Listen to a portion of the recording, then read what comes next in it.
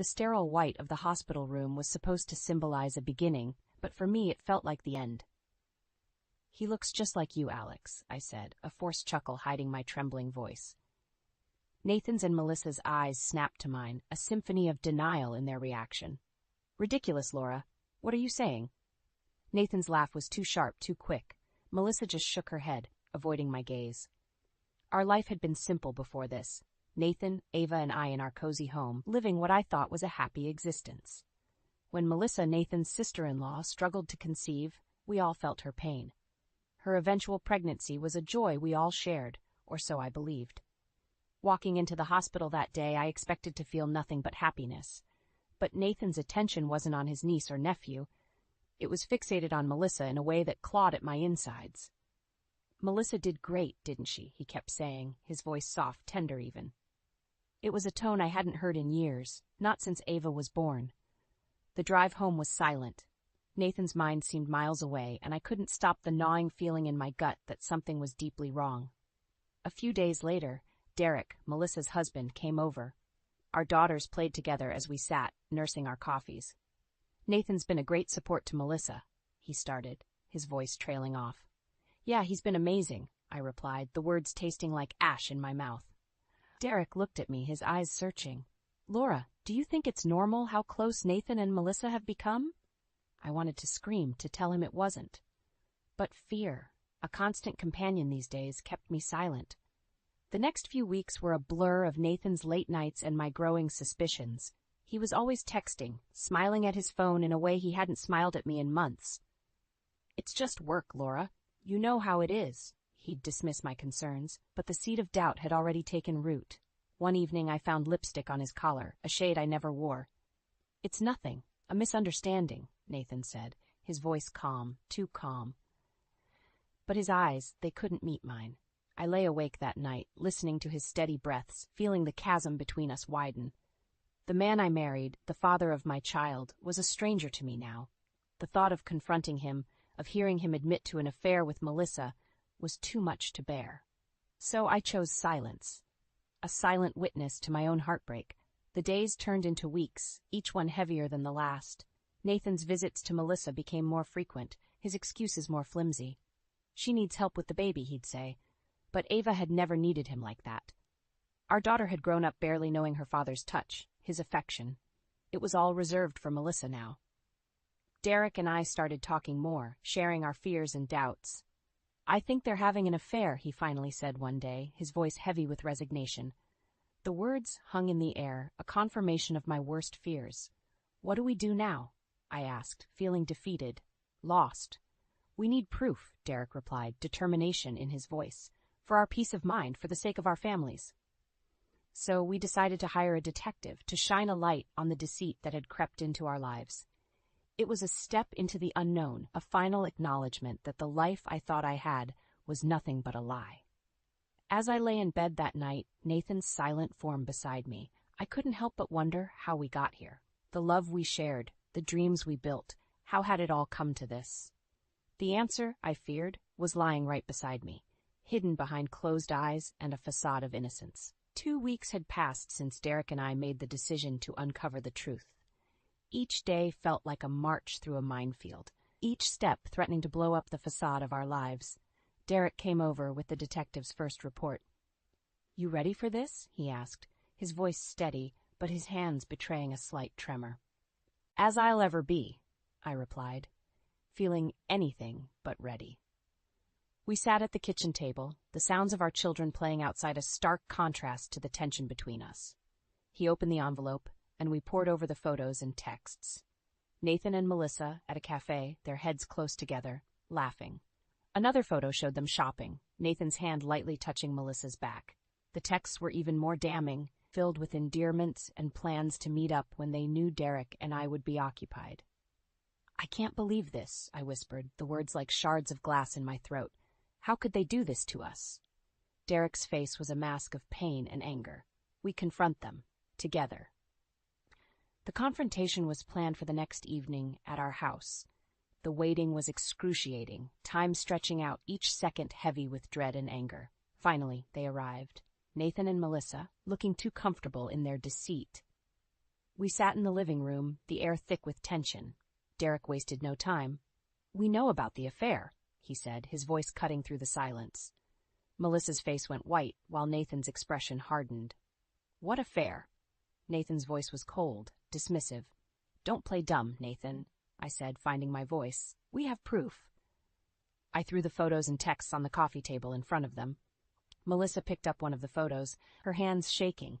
"It's not what it looks like," she started, her voice barely above a whisper. "Really? Because it looks like you're betraying your family." Derek's voice rose, his anger palpable. Nathan stood up, his demeanor changing. "You're overreacting. We're just close, that's all." "Close?" I echoed, disbelief and anger coursing through me. "You call this being just close?" I pointed at a photo of them kissing. "It was a mistake," Melissa finally admitted, tears starting to form in her eyes. "A mistake?" Derek laughed bitterly. "How many times do you mistake your way into my wife's arms, Nathan?" Nathan was silent, his facade crumbling. "We're going to sort this out," I said, my voice steady with resolve. "You two need to decide where your loyalties lie, with each other or with your families." The room was silent, the only sound Melissa's quiet sobbing. Nathan looked at me, then at Derek, a mix of defiance and guilt in his eyes. "This isn't over," Derek said, standing up. "We'll be seeking legal advice." Nathan and Melissa left without another word, the gap between us now a chasm too wide to ever bridge again. After they left, Derek and I sat in silence, the weight of our discovery settling around us like a shroud. "What now?" I finally asked, my voice hollow. "Now, we rebuild. Without them," Derek replied, his voice firm but his eyes showing the pain of betrayal. We agreed to proceed with the divorces, a decision that felt like signing a death warrant to the life we thought we had. But there was no going back. The shadows of doubt had lifted, revealing the ugly truth beneath. As Derek left, he turned to me, a sad smile on his face. "We'll get through this, Laura, for our kids." I nodded, watching him walk away, feeling the solidarity between us. We were united in our betrayal, but also in our determination to rise from the ashes of our broken marriages. The road ahead would be long and fraught with challenges, but we were ready to face them. Together, we would seek our revenge, not through petty acts, but by reclaiming our lives and showing Nathan and Melissa that we were stronger than their deceit. The day of the confrontation had arrived. Derek and I had arranged to meet Nathan and Melissa at Derek's house, a neutral ground laden with memories of better days. The air was thick with tension, the kind that makes your skin crawl and your heart beat out of your chest. Nathan and Melissa sat across from us, a gulf of betrayal between. Their faces were masks of apprehension, a stark contrast to Derek's steely resolve and my simmering anger. Derek didn't waste a moment. "We've seen the evidence. Now we want to hear it from you. What's been going on?" His voice was calm, but the underlying fury was palpable. Melissa glanced at Nathan, a silent plea for support. Nathan cleared his throat, his usual confidence nowhere in sight. "We didn't mean for this to happen," he began, his voice a mere shadow of its former self. "It just did." "Just did?" I echoed, incredulity lacing my tone. "You make it sound like an accident." "It was a mistake," Melissa interjected, her voice trembling. "We never meant to hurt anyone." "A mistake?" Derek's laughter was bitter, filled with scorn. "You call destroying our families a mistake?" Nathan looked at me, desperation in his eyes. "Laura, Don't." I cut him off, my voice steady despite the storm raging inside me. "Don't you dare try to justify your actions to me." The room fell silent, the tension a tangible entity that wrapped around us, suffocating. Derek leaned forward, his gaze fixed on Nathan and Melissa. "We're done here. We've heard enough." "But what about us? What about our families?" Melissa's plea was met with a cold, hard truth from Derek. "There is no us anymore. You two made sure of that." His words were final, a door slamming shut on any hope of reconciliation. As Nathan and Melissa left, the reality of our situation sank in. The betrayal was out in the open, but it did little to ease the pain. If anything, it amplified it, each word from Nathan and Melissa a knife twisting deeper. Derek and I sat in silence, the aftermath of the confrontation settling around us like dust after a storm. "What now?" I finally asked, my voice barely above a whisper. "Now we move forward," Derek replied, his voice firm. "We start the divorce proceedings, and we make sure they understand the gravity of what they've done." I nodded, the path ahead clear but daunting. This was just the beginning. Nathan and Melissa had to face the consequences of their actions, not just in our broken hearts, but in their shattered realities. The following weeks were a blur of legal meetings and paperwork, a constant reminder of the betrayal. But amidst the chaos, a resolve solidified within me. Nathan and Melissa would not get away with tearing our families apart without facing the repercussions. Derek and I were in constant communication, our bond strengthened by our shared resolve for justice. "They won't know what hit them," Derek said during one of our strategy meetings. His determination was infectious, a beacon of strength in the overwhelming darkness. The day we filed for divorce was somber, yet there was an undercurrent of empowerment. We were taking control, no longer victims of Nathan and Melissa's selfish desires. As I signed the papers, my hands steady, I couldn't help but think about the journey ahead. It would be fraught with challenges, but I was ready to reclaim my life, to show Nathan that he hadn't broken me. I was stronger than his betrayal, and I would emerge from this ordeal not just intact, but reborn. The battle lines were drawn, and this was just the beginning. Nathan and Melissa would soon learn that their actions had consequences, and Derek and I were just getting started. The legal battle was in full swing. Derek and I sat across from our respective lawyers in a conference room that felt too cold, too impersonal for the storm of emotions brewing inside me. We were about to discuss our strategy for the upcoming court sessions, a plan that would ensure Nathan and Melissa felt the full weight of their betrayal. "Our primary focus is on the financial repercussions and the custody arrangements," Derek's lawyer began, his voice all business. "We have a strong case, given the evidence of infidelity and the impact on your families." I nodded, my mind racing. The thought of Nathan and Melissa squirming in their seats, faced with the cold, hard facts of their actions, gave me a grim sense of satisfaction. Derek leaned in, his voice low but fierce. "We're not just going for a simple divorce settlement. We want to make sure they understand the pain they've caused, financially and emotionally."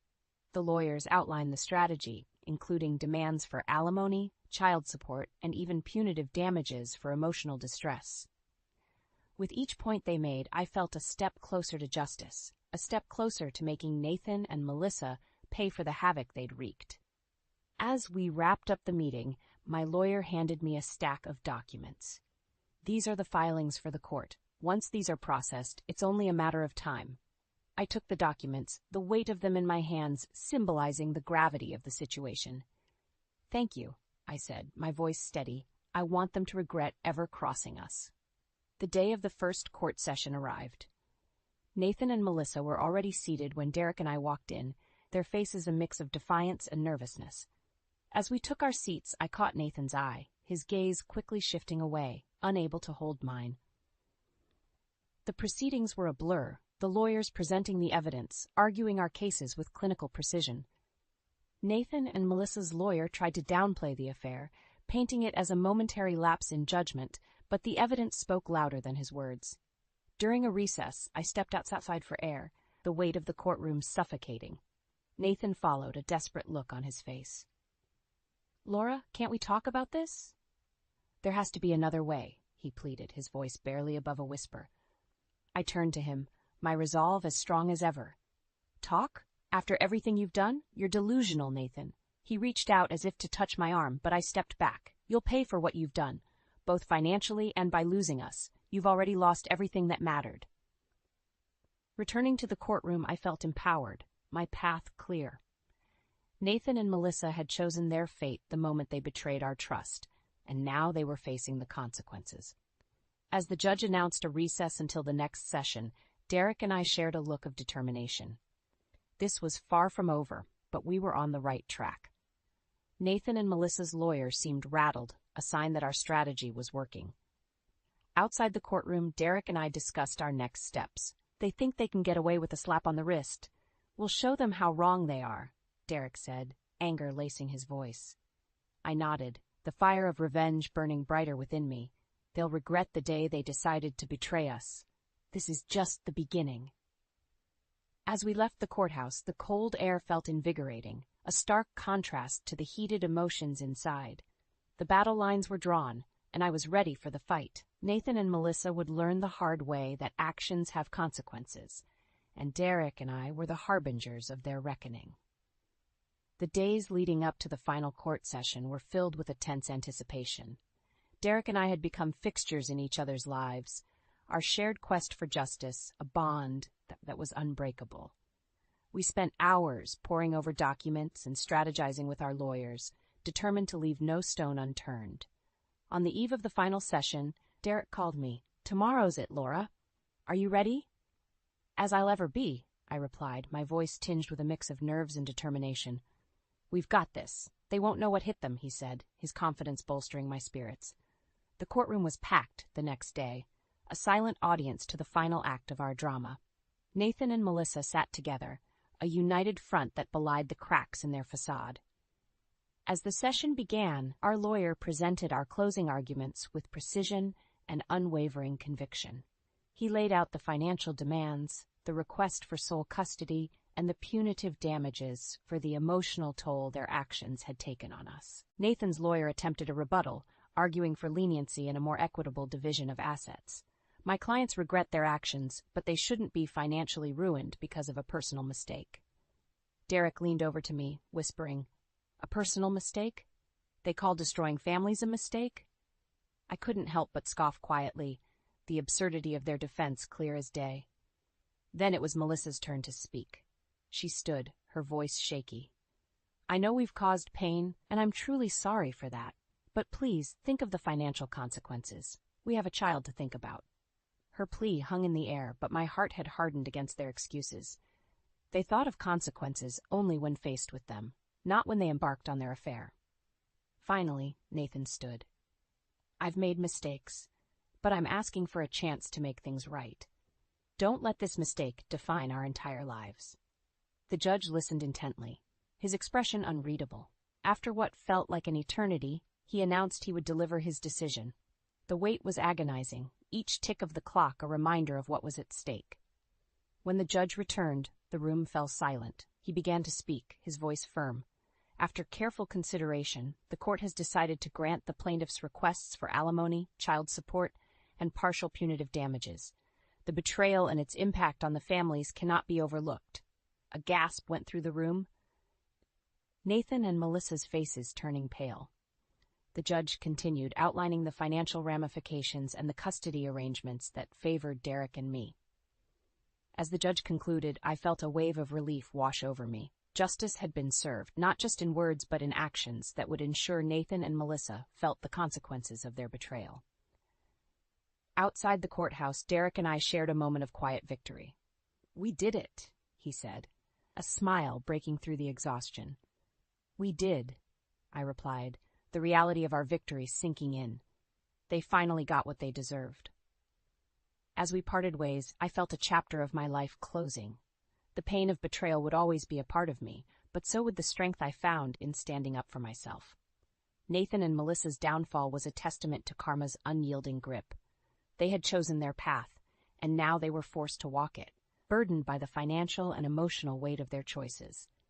The drive home was reflective, a mix of sadness for what was lost and hope for what lay ahead. The battle was over, but the war for my own peace and happiness was just beginning. I was ready to face it head-on, armed with the knowledge that justice, in the end, always finds a way. In the aftermath of the court's decision, the world seemed to shift on its axis.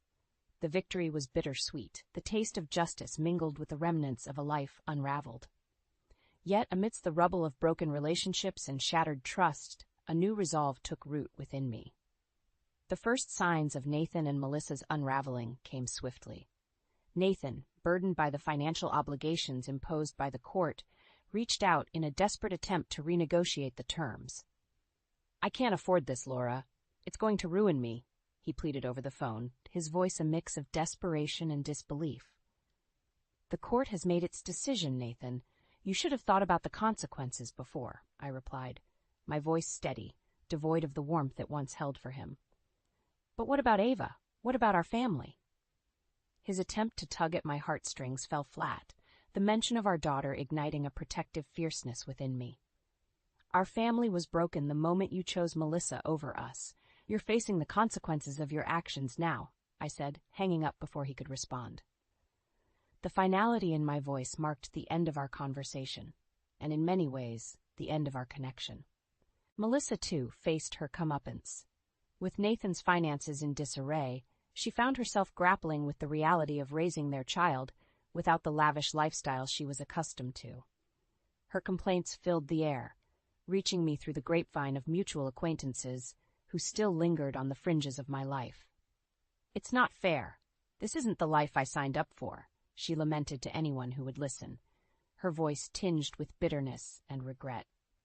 The schadenfreude I felt was tempered by a hint of pity, not for Melissa, but for the innocent child caught in the crossfire of adult folly. Derek and I, through our shared ordeal, had grown closer, our conversations a blend of commiseration and burgeoning friendship. One evening, over coffee, he shared a piece of news that felt like the final nail in the coffin of Nathan and Melissa's deceit. "They're struggling to make ends meet. Melissa's been looking for work, and Nathan's second job barely covers the alimony and child support," Derek said, a hint of satisfaction in his voice that mirrored my own. "It's the bed they made. Now they have to lie in it," I responded, the sentiment echoing the harsh reality of their situation. Our dialogue was interrupted by Ava's laughter, a sound that brought home the reason for all our struggles. Derek's daughter, too, found joy in the simple moments we shared, her presence a balm to the wounds of the past. As the days turned into weeks, the tangible outcomes of our legal victory became evident. Nathan and Melissa's facade of unity crumbled under the weight of financial strain and public scrutiny. Their attempts to maintain a semblance of normalcy were met with the cold, hard truth of their actions and the repercussions that followed. In the midst of their downfall, Derek and I found a semblance of peace. Our meetings, once dominated by strategies for legal battles, now gave way to conversations about healing and moving forward. "We've come a long way, haven't we?" Derek mused one afternoon as we watched our children play in the park, their laughter a testament to their resilience. "We have," I agreed, allowing myself a moment to reflect on the journey. "And we'll keep moving forward, for them and for ourselves." The chapter of betrayal and revenge had closed, leaving behind lessons learned and strength gained. Nathan and Melissa's descent was a testament to the power of karma, a reminder that actions always have consequences. For Derek and I, the path ahead was clearer, paved with the promise of new beginnings and the determination to build a future defined not by the past, but by the possibilities that lay ahead.